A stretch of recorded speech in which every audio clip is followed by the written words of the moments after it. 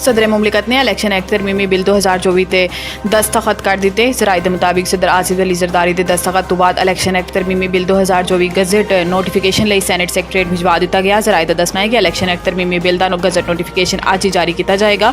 याद रहे कि इलैक्शन एक्ट तरमीमी बिल 2 रोज़ कबल कौमी असैम्बली तो मंजूर होया सी, जबकि गुज़िश्ता रोज़ सैनेट ने भी इलैक्शन एक्ट तरमीमी बिल नूं कसरत राय तो मंजूर किया सी। दूसरी जानिब गुज़िश्ता रोज़ चेयरमैन पाकिस्तान तहरीक इंसाफ बैरिस्टर गौहर अली खान ने इलैक्शन एक्ट तरमीमी बिल नूं सुप्रीम कोर्ट विच चैलेंज कर दिता सी।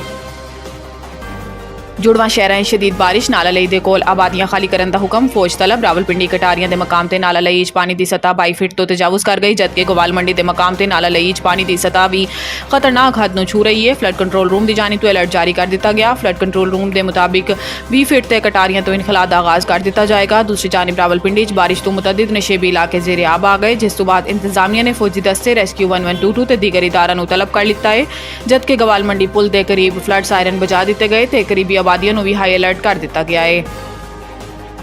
अमन की कोशिशों को सबोताज करने ते बैरूनी हथ नज़र अंदाज नहीं किया जा सकता। गवर्नर खैबर पख्तूनख्वा फैसल करीम कुंडी ने वजारत दाखिला विफाकी वजीर दाखिला मोहसिन नकवी ने मुलाकात की। मुलाकात खैबर पख्तूनख्वा की मजमूई सूरत हाल अमन आमद कुरम के अफसोसनाक वाक़यात तबादला ख्याल किया गया। वजीर दाखिला ते गवर्नर खैबर पख्तूनख्वा ने कुरम के वाक़यात तशवीश का इजहार करते हुए मुस्तकबिल ऐसे वाक़यात के सद्देबाब लई कसीरुल जहती मुश्तरका हिकमत अमली तरतीब देने ते इतफाक किया। वजीर दाखिला मोहसिन नकवी का कहना है कि अमन की कोशिशों सबोताज करने बैरूनी हथ नज़र अंदाज नहीं किया जा सकता। खैबर पख्तूनख्वा अमनो अमान का क़याम हुकूमत की अवलीन तरजीह है। कुरम अराजी के तनाज़े ते कीमती इंसानी जाना का ज़िया इंतहाई अफसोसनाक है। बाज़ अनासिर ने 2 ग्रुपों के तसादुम तो गलत रंग दिता, जिस तो कशीदगी इजाफा होया। सिक्योरिटी फोर्सिस ने भी सूरत हाल के तनाजुर के मौसर इकदाम किए। पूरी कोशिश है कि कुरम समेत खैबर पख्तूनख्वा अमन आमद की सूरत हाल को बेहतर बनाया जाएगा।